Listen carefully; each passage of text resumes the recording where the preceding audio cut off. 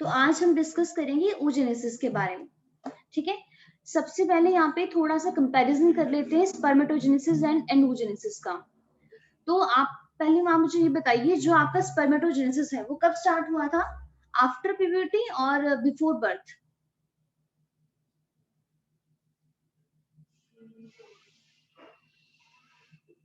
बताइए। Ma'am after puberty. ठीक है, या at the time of puberty आप कह सकते हो। तो एक्चुअल में यहाँ पे पहले आपको दो तीन चीजें बहुत ज्यादा इंपॉर्टेंट है, उनके बारे में आपको पता होना चाहिए, ठीक है।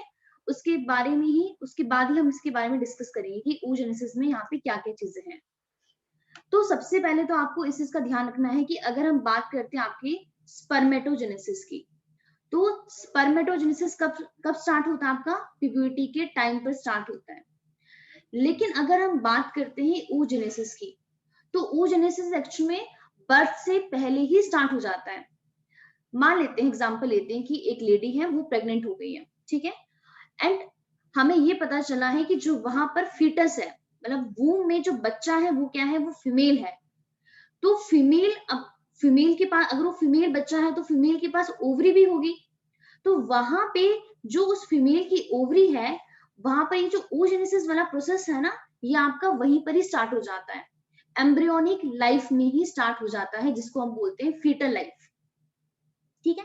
अब यहाँ पे थोड़ा सा मैं आपको एक रफ डायग्राम बनाती हूँ, उसके बाद हम आगे यहाँ पे स्विच करेंगे। एग्जाम्पल के तौर पे मानते हैं कि ये हमारे पास क्या है, ओवरी है। एक मिनट वेट, ये ओवरी है, ठीक है। अब हमने थोड़ा सा ये वाली चीजें पहले भी डिस्कस की थी, कि जो ओवरी का ये पूरा पोर्शन होता है, इस ओवरी के पूरे पोर्शन को हम क्या बोलते हैं, स्ट्रोमा बोलते हैं। Yes ma'am. Ovarian stroma. और इस ओवरी का, एक मिनट, जो बाहर वाला पोर्शन होता है, ठीक है, बाहर वाला पोर्शन, इस बाहर वाले पोर्शन को बोलते हैं ओवेरियन कॉर्टेक्स। और जो इनर वाला पोर्शन होता है उसको बोलते हैं ओवेरियन मेड्यूला, ठीक है। अब एक्चुअल में जो ये मेड्यूला वाला पोर्शन होता है, यहाँ पे जस्ट ओनली हमारे पास क्या होते हैं, ब्लड वेसल्स होते हैं, ब्लड कैपिलरीज होती है, बाकी कुछ भी प्रेजेंट नहीं होता है। लेकिन जो कॉर्टेक्स वाला पोर्शन है, कॉर्टेक्स में ही क्या होते हैं, बहुत सारे फॉलिकुलर सेल्स होते हैं। और इन्हीं फॉलिकुलर सेल्स के अंदर कौन होता है, हमारे पास एग प्रेजेंट होता है। जो तो जितने भी एग है वो कहाँ प्रेजेंट होते हैं, फॉलिकल के अंदर प्रेजेंट होते हैं। अब मान लेते हैं, हमने अभी क्या एग्जांपल लिया कि एक लेडी है और उनके जो वूम में जो बच्चा है, वो फीटस है, वो क्या है, एक फीमेल का फीटस है। तो अगर फीमेल का फीटस है, वहां पे ओवरी भी होगी, तो ये जो ओवरी होती है ना, वहां पर oogenesis आपकी बर्थ के टाइम पर ही स्टार्ट होगी, सॉरी बर्थ से पहले ही स्टार्ट होगी। अब कैसे स्टार्ट होती है वहां पे, जैसे हमने कहा था कि जो आपका स्पर्मेटोजेनेसिस है, स्पर्मेटोजेनेसिस को स्टार्ट कौन करता है, स्पर्मेटोगोनियम स्टार्ट करता है। स्पर्मेटोगोनिया। हाँ, स्पर्मेटोगोनिया, और सिमिलर को बोलते हैं स्पर्मेटोगोनियम, स्पर्मेटो सॉरी गोनियम। एक सिमिलर को बोलते हैं स्पर्मेटोगोनियम। इसी तरीके से जो यहाँ पे एग की फॉर्मेशन करता है, उस सेल को हम बोलते हैं oogoनियम। तो एक्चुअल में ये जो oogoनियम है, ओवरी के अंदर, ये पहले ही वहां पे क्या होता है, आपका डेवलप हो जाता है। कहाँ पे, एक फीटस की ओवरी में। मान लेते हैं कि ये ओवरी है, एक बच्चे की ओवरी है, ठीक है, बर्थ से पहले की। तो ये जो oogoनियम है, ये आपके पहले ही वहां पे डेवलप हो चुके हैं। अब जस्ट यहाँ पे एक डायग्राम और बनाती हूँ, कि मान लेते हैं ये हमारे पास एक, ये क्या है, एक oogoनियम है। अब होता क्या कि, और ये कौन से वाले पोर्शन में आपके, only in the cortex portion, medulla में कुछ भी नहीं है। अब ये क्या है, ये oogoनियम है। अब ये जो oogoनियम होता है, ये अपने बाहर एक लेयर एक डेवलप करता है। यहाँ पे कुछ कुछ सेल होते हैं आपस में, यहाँ पे क्या कर लेता है, हमारे कहने का मतलब ये कि जो oogoनियम है, उसके बाहर एक लेयर आ जाती है। और इस जो ये लेयर है, इन सेल को बोलते हैं ग्रेन्युलोसा सेल, ग्रेन्युलोसा सेल या ग्रेन्युलोसा लेयर।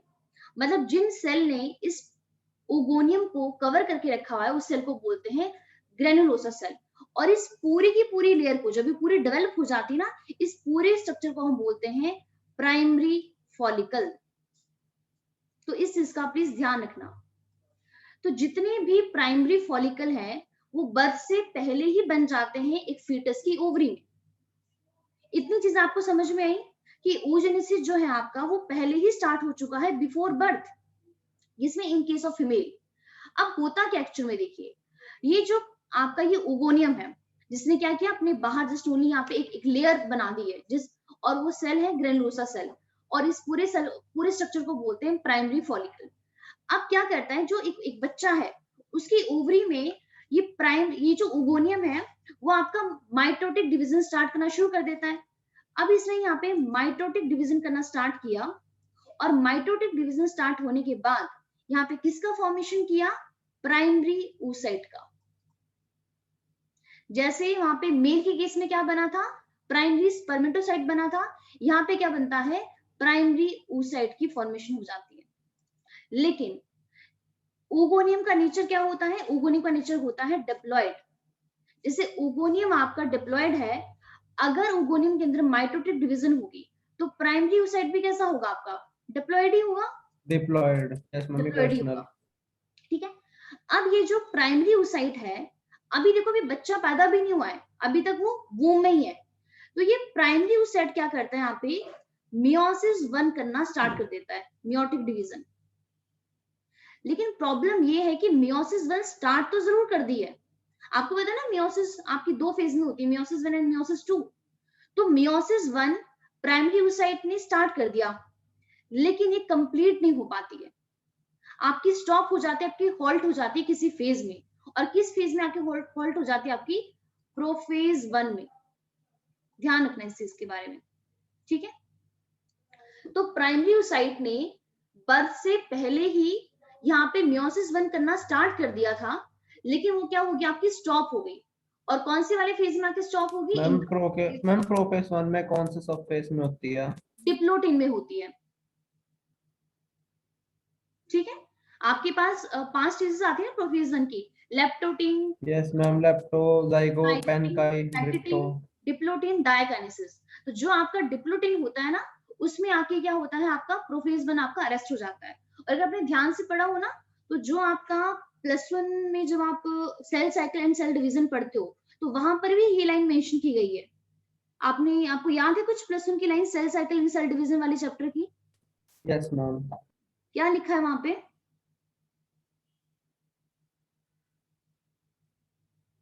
मैम ऐसे एग्जैक्टली लिखा हुआ तो याद नहीं है, फेस याद है अभी। नहीं, बट फिर भी थोड़ा सा तो आपको आइडिया होगा कि मतलब वहां पे क्या लाइन लिखी गई है। ऐसे मैं आपको दिखा सकती हूँ, अभी वेट।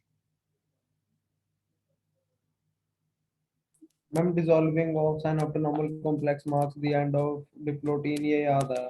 नहीं, वहां पे एक लाइन मेंशन की गई है, अगर आप वहां पे ध्यान से देखो ना, ये देखो डिप्लोटिन की लास्ट लाइन को रीड करना, क्या लिखा है, in oocytes of some vertebrate yes ma'am आ गया। डिप्लोटिन या लास्ट फॉर मंथ्स और ईयर।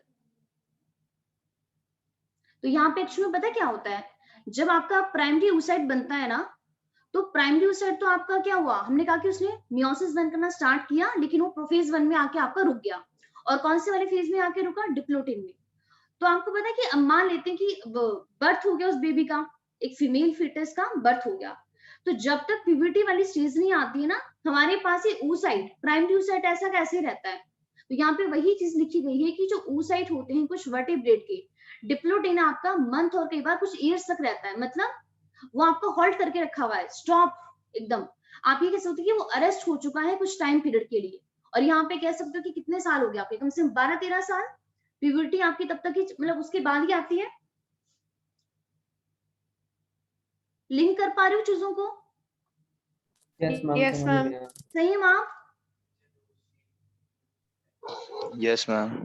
ठीक है, तो यहाँ पर क्या चीजें हैं, एक्चुअली यहाँ पे तो बहुत ही गंदा लिखा जा रहा है, लेकिन मैं आपको यहाँ पे ये वाला डायग्राम दिखा देती हूँ, ये एकदम क्लीन वाला डायग्राम होगा। तो जैसे यहाँ पे देखिए, oogenesis में क्या होता है, आपका ओगोनियम से स्टार्ट होता है, और ओगोनियम कैसा है नेचर में, डिप्लॉयड है, 2n है। अभी कहाँ पे डेवलप हो रहा है, ओवरी है, ओवरी का जो कॉर्टेक्स वाला पोर्शन है वहां पे डेवलप हो रहा है। तो बहुत जितने भी ओगोनिया है, अब इसका ध्यान रखना, सारे के सारे ओगोनिया बर्थ से पहले बन जाते हैं, आफ्टर बर्थ कोई भी ओगोनिया नहीं बनता है, और ना ही वहां पे कोई और ओगोनिया क्या होता है, डेवलप होता है। अब लेकिन एक चीज क्या है, ओगोनियम दोनों के दोनों ओवरी में बनते हैं, 2 मैम ये ओवरीज है। मेनोपॉज का रीजन भी है ना, हाँ जी, नो फॉर्मेशन ऑफ न्यू ओवोनियम।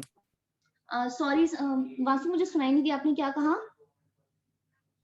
मैं कह रहा हूँ मैम ये मेनोपॉज का रीजन भी है ना, नो हाँ फॉर्मेशन जी, ऑफ बिल्कुल न्यू बिल्कुल बिल्कुल, ओगोनियम। हाँ बिल्कुल, मेनोपॉज का रीजन भी यही होता है।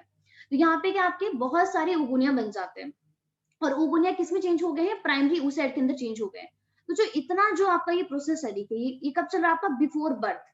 तो बिफोर बर्थ ही आपका ओगोनियम ने अपना नंबर बढ़ाया माइटोटिक डिवीजन करके, और वो किस में चेंज हो गया? आपका प्राइमरी oocyte के अंदर चेंज हो गया है। अब प्राइमरी oocyte क्या करता है? मियोसिस 1 करना स्टार्ट करता है, लेकिन अरेस्ट हो जाता है आपका प्रोफेज 1 में। और प्रोफेज 1 के भी कौन से वाले फेज में आपका अरेस्ट हो जाता है? डिप्लोटिन में आके अरेस्ट हो जाता है। ठीक है, अब क्या हुआ? बर्थ हो गया। अब आपको पता है कि जो बर्थ के बाद तो एकदम एक जो भी फीमेल है वो कैपेबल नहीं होती एक बेबी को प्रोड्यूस करने के लिए। उनको कितने साल लग जाते हैं? कम से कम मिनिमम 13 ईयर हम मान सकते हैं एक एवरेज। तो 13 ईयर से अब देखिए, जो ये प्राइमरी oocyte थे उसके पास, जब उस एक लड़की का बर्थ हुआ, तो बर्थ के बाद और इस 13 ईयर तक बहुत सारे प्राइमरी oocyte की डेथ हो जाती है। बहुत सारे बनते तो बहुत सारे हैं बर्थ के टाइम पे, यहाँ पे मिलियंस ऑफ प्रेजेंट होते हैं, लेकिन जब वो प्यूबर्टी तक पहुंचती है ना, ओनली वहां पे 60,000 टू 80,000 ही बच जाते हैं आपके पास, उसके पास प्राइमरी oocyte। ये लाइन काफी ज्यादा इंपॉर्टेंट है। ईच ओवरी के अंदर, दोनों ओवरी में, इस ओवरी में भी आपके 60 से लेके 80,000 बच गए, इस ओवरी में भी 62 आपकी 80,000 बच गए। लेकिन अब ये चीज भी है कि जब एक्चुअल में वो पार्टिसिपेट करते हैं ना आपका एग की फॉर्मेशन में, तो यहाँ पर भी आपके बहुत सारे प्राइमरी oocyte की डेथ हो जाती है। मतलब पार्टिसिपेट बहुत सारे करते हैं, लेकिन कुछ कुछ ही हैं जो कंप्लीट कर पाते हैं oogenesis को, सारे के सारे कंप्लीट कर ही नहीं पाते हैं। यही रीजन है कि जो मेनोपॉज है वो आपका 45 टू 50 की एज में आ जाता है, इतना जल्दी आ जाता है। अदरवाइज आप खुद ही सोचो कि एवरी मंथ तो ओनली 1 ही एग रिलीज होता है, तो नंबर अगर हम उस तरीके से देखें तो बहुत ही ज्यादा कम है। लेकिन इसका मतलब क्या है कि वहां पे डेथ रेट बहुत ज्यादा है, बहुत ही सारे प्राइमरी oocyte की क्या हो जाती है? डेथ हो जाती है। ठीक है, अब यहाँ पे देखिए, ये जो प्राइमरी oocyte है, मियोसिस 1 करना उसने स्टार्ट कर दिया था आपका कब? बिफोर बर्थ ही, लेकिन अरेस्ट हो चुका था आपका प्रोफेज 1 में। अब क्या हुआ? आफ्टर प्यूबर्टी, मतलब 13 ईयर के बाद मियोसिस दोबारा कंटिन्यू होता है, एंड मियोसिस कंटिन्यू होने के बाद प्राइमरी oocyte अपना मियोसिस 1 कंप्लीट करता है। एंड जब ये मियोसिस 1 कंप्लीट करता है, प्राइमरी oocyte 2 सेल की फॉर्मेशन करता है। लेकिन सबसे इंपॉर्टेंट चीज यहाँ पे ये है कि जब यहाँ पे डिवीजन होता है ना, वो आपका इक्वल डिवीजन नहीं होता। कैसी डिवीजन होती है? अनइक्वल। जैसे स्पर्मेटोजेनेसिस में तो इक्वल डिवीजन हुआ था ना। अब देखिए अनइक्वल का मतलब क्या है? एक तो बहुत बड़ा सेल बनता है और एक बिल्कुल छोटा सा सेल बनता है। तो यहाँ पे एक जो बहुत लार्ज सेल बना है उसको हम बोलते हैं सेकेंडरी oocyte, और जो बहुत ही स्मॉल सेल है उसको बोलते हैं पोलर बॉडी। अब दोनों ही मियोसिस से बने हैं, तो दोनों का नेचर क्या होगा? हैप्लॉइड हैप्लॉइडी होगा। तो एक लार्ज सेल को बोला सेकेंडरी oocyte, एक छोटी सी सेल को बोला पोलर बॉडी। इतनी चीज आपको समझ आई? कैसा डिवीजन हुआ? यहाँ पे अनइक्वल डिवीजन हो रही है, जिसकी वजह से हमें 2 सेल मिले, सेकेंडरी oocyte एंड आपका पोलर बॉडी। अब होता क्या एक्चुअल में, जो आपका ये सेकेंडरी oocyte है, ये आपका मियोसिस 2 करना स्टार्ट करता है। एंड जब ये मियोसिस 2 स्टार्ट करता है, अब यहाँ पे बहुत ही एक इंपॉर्टेंट चीज है, उसको ध्यान से समझना। अभी समझ में नहीं आएगी, लेकिन बाद में समझ में आ जाएगी। जो आपका मियोसिस 2 है, अब उसके भी कौन कौन से फेज होते हैं? प्रोफेज 2 होता है, ठीक है, आपका यस मैम, मेटाफेज 2 होता प्रोफेज, मेटाफेज, है, एनाफेज, एनाफेज 2 टेलोफेज। होता है, और आपका टेलोफेज 2 होता है। लेकिन जो ये सेकेंडरी oocyte है, जब ये आपका मियोसिस 2 करना स्टार्ट करता है ना, तो एक्चुअल में ये भी आपका मेटाफेज 2 में आके अरेस्ट हो जाता है। अब अरेस्ट तो होता ही है, लेकिन कब तक अरेस्ट होगा? अब सेकेंडरी oocyte ये बोलता है कि मैं तब ही मियोसिस 2 कंप्लीट करूंगा अगर यहाँ पे किसकी एंट्री होगी? स्पर्म की एंट्री होगी। ओव्यूलेशन हो जाता है, सेकेंडरी oocyte आपका रिलीज हो गया, वहां से ओवरी से रिलीज होगा, फैलोपियन ट्यूब में आ जाता है। लेकिन मियोसिस 2 करना भी स्टार्ट कर दिया, लेकिन यहाँ पे उसको कंप्लीट नहीं करता है, अरेस्ट हो जाता है। लेकिन कंप्लीट कब करेगा? अगर इस सेकेंडरी oocyte को यहाँ पे कौन पेनिट्रेट करता है? स्पर्म पेनिट्रेट करता है। अगर यहाँ पे स्पर्म पेनिट्रेट करेगा तो ही यहाँ पे मियोसिस 2 कंप्लीट होती है, अदरवाइज यहाँ पे मियोसिस 2 कंप्लीट नहीं होगा। हो सकता है अभी आपको ये वाला पॉइंट समझ ना आया हो, लेकिन कोई बात नहीं, बाद में आ जाएगा। थोड़ा सा भी समझ आ गया तो भी ठीक है। अभी मेन हमें बस ओनली ये वाला प्रोसेस देखना है यहाँ पे कि क्या क्या कौन कौन से इवेंट चल रहे हैं। मतलब क्या क्या मैम चीजें। मियोसिस 2 कंप्लीट करने के बाद तो इसके 2 सेल्स बन जाएंगे ना? हाँ जी, नहीं नहीं, अब अभी उसको भी बनते 4 ही है बिल्कुल, लेकिन एक्चुअली आपके डीजनरेट हो जाते हैं। एक बार मैं आपको दोबारा एक इवेंट दिखाती हूँ यहाँ पे, आप ये वाला डायग्राम भी देखिए, उसके बाद हम यहाँ पे पूरी इसकी थ्योरी पे चलेंगे। देखिए क्या है, सबसे पहले ओगोनियम है। अब प्लीज इसको ना यहाँ पे ये भी देखते जाना कि ये सारा इवेंट कहाँ पे चल रहा है, ओवरी के अंदर चल रहा है। और यहाँ पर जितने भी ओगोनिया है, अगर आप ये वाली फिगर देखो तो आप यहाँ पे देख पा रहे हो कि ये हमारे पास क्या है, प्राइमरी ओवम। प्राइमरी ओवम का मतलब क्या है, प्राइमरी oocyte है। तो यहाँ पे देख पा रहे हो ये जो प्राइमरी oocyte है, इसके बाहर एक लेयर है सेल की। इस लेयर ऑफ सेल को हम क्या बोलते हैं, ग्रेनुलोसा सेल। और इस पूरे स्ट्रक्चर को बोलते हैं प्राइमरी फॉलिकल। और ये सारे प्राइमरी फॉलिकल कब बने हैं, बिफोर बर्थ। ये सारे बर्थ से पहले बन चुके हैं। अब देखिए जब प्यूबर्टी के बाद इस प्राइमरी फॉलिकल ने, मतलब इस प्राइमरी oocyte ने, अंदर कौन है, प्राइमरी ओवम मतलब प्राइमरी oocyte, यहाँ पे डिवीजन करना स्टार्ट किया। अब देखिए यहाँ पे क्या होता है, अब हमारी जो एंटीरियर पिट्यूटरी है वहां से हार्मोन रिलीज होता है। कौन सा हार्मोन रिलीज होता है, एक होता है FSH, दूसरा होता है LH। अब वहां से फॉलिकल स्टिमुलेटिंग हार्मोन रिलीज होता है, नाम से पता चल रहा है फॉलिकल को स्टिमुलेट करवाने वाला हार्मोन। और वो किस पे जाकर एक्ट करता है, इस प्राइमरी फॉलिकल पे जाके एक्ट करता है कि यहाँ पे फॉलिकल्स की डेवलपमेंट करो। तो अब यहाँ पे अगर मैं बनाऊं, ये हमारे पास क्या था यहाँ पे, ये प्राइमरी ये सॉरी ये है ओगोनियम, या आप इसको प्राइमरी oocyte बोल सकते हो। सबसे पहले बाहर कुछ लेयर डेवलप हुई, इसको हमने बोल दिया प्राइमरी फॉलिकल। अब मान लेते हैं कि यहाँ पे एक लेयर आपकी और डेवलप हो गई है, और कौन से वाले सेल है, ग्रेनुलोसा सेल है जो कवर कर रहे हैं। तो फिर हमने इसको बोल दिया आपका सेकेंडरी फॉलिकल। तो प्राइमरी फॉलिकल आपका सेकेंडरी फॉलिकल के अंदर स्टार्ट हो जाता है। और ये सारा प्रोसेस क्यों चल रहा है, जो अंदर यहाँ पे एग है ना, इसको मेच्योर करने के लिए, एक्चुअली में फंक्शनल एग को बनाने के लिए। तो यहाँ पे ये जो एग है ये अभी भी प्राइमरी oocyte है, इसके अंदर कोई चेंज नहीं हुआ है, बस बाहर क्या हुआ है कि एक लेयर यहाँ पे फॉलिकल्स की और आ गई है। अब इसको हमने बोल दिया सेकेंडरी फॉलिकल। अब एक चीज और है, यहाँ पे ये फॉलिकल की लेयर आई, हमने कहा सेकेंडरी फॉलिकल, बट एक लेयर और आ जाती है यहाँ पे बाहर, एक लेयर इसको और कवर करती है, इसको हम बोलते हैं थीका लेयर। तो सेकेंडरी फॉलिकल में सेंटर में अभी भी प्राइमरी oocyte है, बाहर कौन है, ग्रेनुलोसा लेयर है, 2 लेयर है, और बाहर एक लेयर और आ गई है सेल की, जिनको हम बोल रहे हैं थीका लेयर। अब देखिए इसके बाद क्या होता है, जो हमारा ये सेकेंडरी फॉलिकल है वो आपका चेंज हो जाता है टर्शरी फॉलिकल में। अब इस चीज का भी प्लीज ध्यान रखना, जैसे आप यहाँ पे इवेंट देख रहे हो ना कि ये आपका ऐसे ऐसे मूव कर रहा है, हमारा एग कभी ऐसे मूव नहीं करता है, ये जस्ट ओनली यहाँ पे एक स्टेजेस बताई गई कि पहले ये होता है, फिर ये, फिर ये, फिर ये, फिर ये, फिर ये। लेकिन ऐसा है कि ये ऐसे मूवमेंट हो रही है, ऐसा बिल्कुल भी नहीं है। ठीक है, अब जो हमारा ये सेकेंडरी फॉलिकल है वो आपका चेंज होता है टर्शरी फॉलिकल के अंदर। अभी टर्शरी फॉलिकल में क्या क्या चीजें आती है, अब यहाँ पे जो प्राइमरी oocyte पड़ा था आपका, कहाँ पे है, इस सेकेंडरी फॉलिकल के अंदर।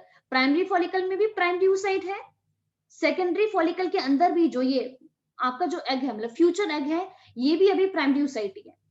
अब ये जो प्राइमरी oocyte है ये आपका क्या करता है, मियोसिस 1 आपका कंप्लीट करता है। एंड जब प्राइमरी oocyte आपका मियोसिस 1 कंप्लीट करता है, क्या बनाता है, हमने कहा एक सेकेंडरी oocyte की फॉर्मेशन करता है। मान लेते हैं ये सेकेंडरी oocyte है, अब मैम कहाँ बन रहा विदाउट है, resting in the third phase. हाँ जी, मैम विदाउट रेस्टिंग मैम, क्योंकि ये आप कह रहे थे कि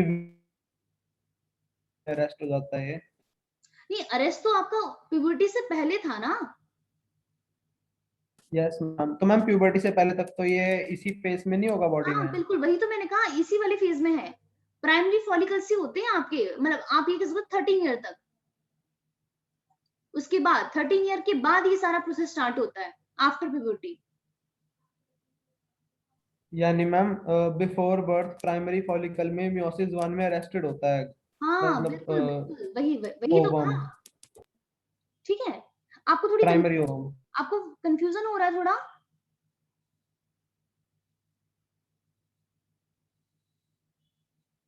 कंफ्यूजन हो रही है,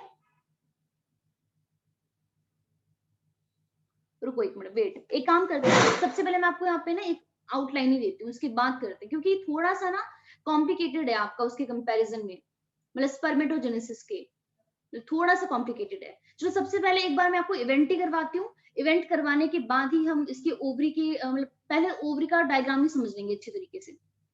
आप ये वाला डायग्राम देखो, ये सबसे सही वाला डायग्राम है। वेट,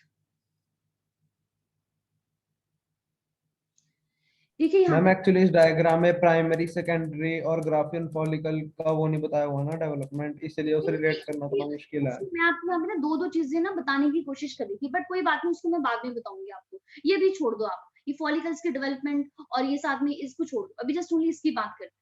देखिए क्या हो रहा है बिफोर बर्थ, बर्थ से पहले ओवरी में क्या प्रेजेंट है, ओगोनियम, ठीक है। और ओगोनियम का नेचर, इसकी प्लॉइडी क्या होती है, ये आपका 2n होता है।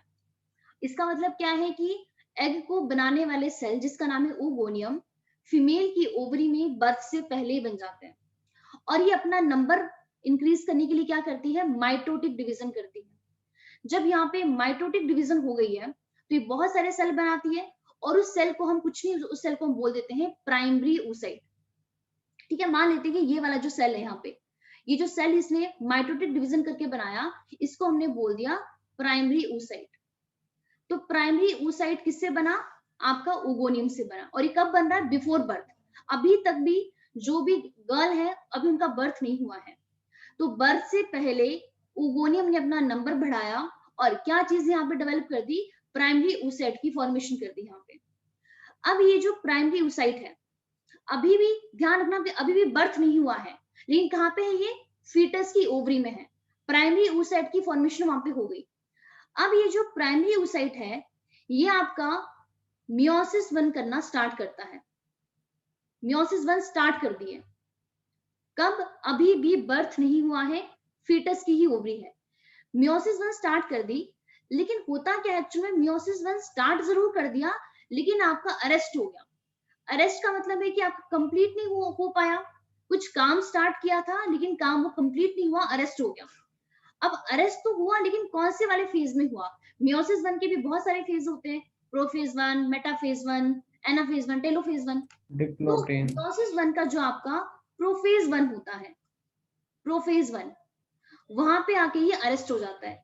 अब प्रोफेज 1 की भी बहुत सारी स्टेजेस आती है, leptotene, zygotene, pachytene, diplotene, diakinesis. तो प्रोफेज 1 का जो डिप्लोटीन स्टेज होता है, यहाँ पे ये प्राइमरी oocyte आपका क्या हो गया है, अरेस्ट हो गया है, जो खुद क्या है, खुद मैम ये अभी प्रेजेंट होते हैं ना सारे बिफोर बर्थ ही। हाँ जी, मैम ये इसी कंडीशन में प्रेजेंट होते हैं ना बिफोर हाँ बर्थ, जी, बिल्कुल बिल्कुल इसी कंडीशन में प्रेजेंट है। और इसमें मैम प्राइमरी ही फॉलिकल होती है ना। हाँ जी, बिल्कुल बिल्कुल। अब देखो यहाँ पे ना एक्चुअली ये फॉलिकल्स भी दिखाए गए हैं कि ये जो हमारे पास ये oocyte है, ये अपने बाहर क्या करता है, एक लेयर डेवलप कर देता है, और जो सेल इस प्राइमरी oocyte को, जैसे मान लेते हैं, देखो ये हमारे पास क्या एक मैम प्राइमरी, ये लेयर कब डेवलप करता है, आफ्टर बर्थ बिफोर बर्थ?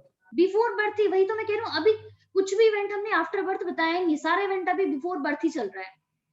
जो भी अभी हमने बातें की ना कि ओगोनियम आपका चेंज हो गया किसमें, प्राइमरी oocyte में, आप फिर उसने मियोसिस 1 स्टार्ट किया, मियोसिस 1 कंप्लीट नहीं किया, अरेस्ट हो गया प्रोफेज 1 में, प्रोफेज 1 में भी डिप्लोटीन स्टेज में, अभी बर्थ हुआ ही नहीं है, सब कुछ बिफोर बर्थ ही चल रहा है, सारा का सारा इवेंट। इसीलिए तो हमने कहा कि जो हमारा oogenesis है वो आपका एम्ब्रियोनिक लाइफ टाइम में ही स्टार्ट हो जाता है, एम्ब्रियो में स्टार्ट हो जाती है oogenesis। समझ आ रहा है आपको? Yes ma'am. अब जैसे हमने कहा कि मान लेते हैं ये हमारे पास कौन है, प्राइमरी oocyte है, प्राइमरी oocyte कब है, बिफोर बर्थ। अब ये प्राइमरी oocyte कहाँ प्रेजेंट है, ओवरी के अंदर, और ओवरी का भी कौन सा वाला पोर्शन, ओविरियन कॉर्टेक्स। अब कॉर्टेक्स में कुछ ना सेल होते हैं, बहुत सारे सेल प्रेजेंट होते हैं यहाँ पे। अब ये प्राइमरी oocyte क्या काम करता है, उन सेल को अपने अराउंड लेकर आ जाता है, अपने अराउंड लेकर आ गया, और एक पूरी की पूरी लेयर बना दी, मतलब खुद को पूरा कवर कर दिया। तो जो सेल यहाँ पे प्राइमरी oocyte को कवर कर रहे हैं ना, इन सेल को बोलते हैं ग्रेन्युलोसा सेल, ग्रेन्युलोसा सेल। तो ग्रेन्युलोसा सेल ने इस प्राइमरी oocyte को क्या कर दिया, यहाँ पे पूरा का पूरा कवर कर दिया। अब प्राइमरी oocyte है अंदर और बाहर कौन है, ग्रेन्युलोसा सेल।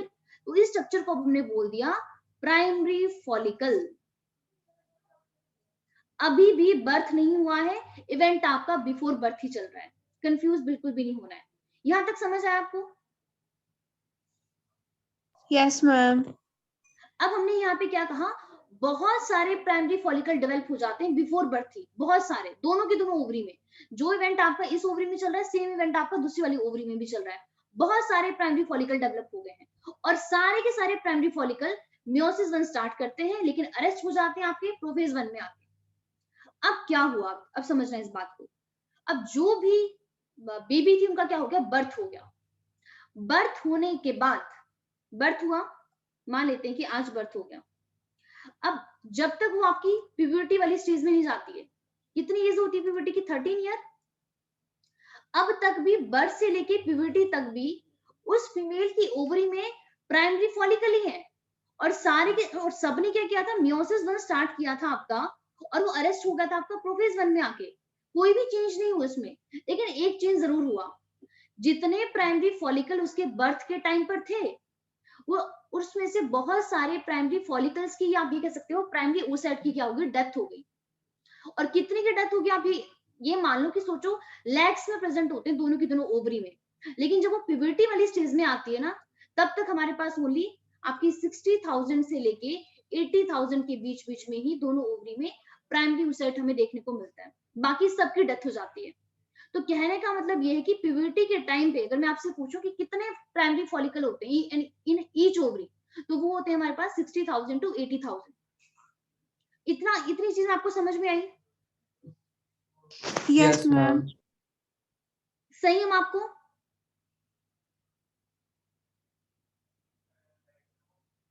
अच्छा सही हम चले गए, ओके। तो यहाँ पे देखिए क्या हुआ, हमारे पास यहाँ पे क्या चीज है, एक मिनट वेट, कि प्राइमरी oocyte हमारे पास यहाँ पे बन गया, आपका पूरा पूरा आपका डेवलप हो गया है। अब हमने कहा आपकी प्यूबर्टी स्टार्ट हो गई। प्यूबर्टी स्टार्ट होने के बाद ये जो प्राइमरी oocyte है, जिसको आप प्राइमरी फॉलिकल बोलो या प्राइमरी oocyte बोलो, वो अब आपका मियोसिस 1 कंप्लीट करता है। ये वाला देखिए जो यहाँ पे दिखाया गया है, दिस इज प्राइमरी oocyte, ये मियोसिस 1 आपका कंप्लीट करेगा, लेकिन कब करता है मियोसिस 1 कंप्लीट, अब आफ्टर प्यूबर्टी। एंड जब ये मियोसिस 1 कंप्लीट करता है, यहाँ पे 2 सेल की फॉर्मेशन करता है। लेकिन सबसे इंपॉर्टेंट चीज ये है कि जो यहाँ पे 2 सेल बनते हैं ना आपके, वो यहाँ पे कैसा डिवीजन होता है, अनइक्वल डिवीजन होता है। अनइक्वल का मतलब क्या है, इक्वल डिवीजन क्या होती है, मान लेते हैं एक सेल है, 2 सेल डिवाइड किए, दोनों के दोनों इक्वल बना रहे हैं। अनइक्वल डिवीजन का मतलब होता है कि एक सेल है, एक तो छोटा सा सेल बना दिया, एक आपका बहुत बड़ा सेल बना दिया। डॉटर सेल आइडेंटिकल नहीं है, बिल्कुल, तो यहाँ पे आइडेंटिकल नहीं है। तो यहाँ पर भी वही चीज होती है, जब ये प्राइमरी oocyte आपका मियोसिस 1 कंप्लीट करता है, तो एक तो आपका ये बहुत बड़ा सेल बनाता है जिसको बोलते हैं सेकेंडरी oocyte, और एक छोटा सा सेल बनाता है जिसको बोलते हैं पोलर बॉडी। तो 2 सेल की फॉर्मेशन होती है, एक आपका पोलर बॉडी है और दूसरा कौन है यहाँ पे, दूसरा है हमारे पास